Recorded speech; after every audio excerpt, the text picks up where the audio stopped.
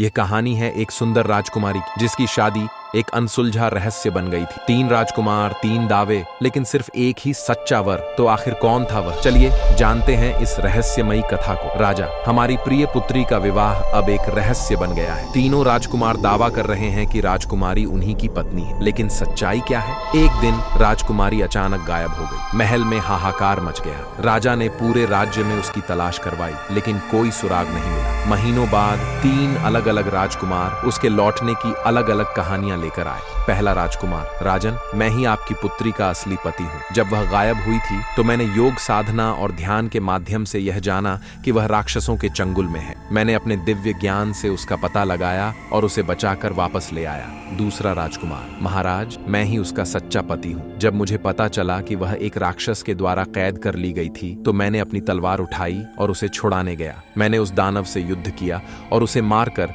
राजकुमारी को बचाया। तीसरा राजकुमार, राजन, मैं ही उसका असली जीवन साथी हूँ। जब यह दोनों राजकुमार उसे ढूंढ रहे थे तब मैंने उनकी देखभाल और प्रेम से उसे स्वस्थ किया। मैंने उसकी रक्षा की और उसे जीवन दिया। राजा, तीनों की कहानी में सच्चाई झलकती है। पहला राजकुमार जानता था कि राजकुमारी कहाँ है, दूसरा उसे बचाने के लिए लड़ा और तीसरा उसकी देखभाल करता रहा। लेकिन असली वर कौन? सोचिए, अगर आप राजा होते तो किसे चुनते? जवाब आसान नहीं है, लेकिन राजा ने जो फैसला किया वह सबको चौंका देने वाला था। राजा राजकुमारी को ढूंढने वाला ज्ञानी था, बचाने वाला वीर था, लेकिन उसका असली जीवन साथी वह था जिसने उसकी देखभाल की, उसके दर्द को समझा और उसे नया जीवन दिया। तीसरा राजकुमार ही उसका सच्चा पति होगा। ये कहानी हमें सिखाती है कि ज्ञान और वीरता महत्वपूर्ण है, लेकिन असली प्रेम वही होता है जो कठिन समय में साथ निभाए। यही सच्चा जीवन साथी होता है।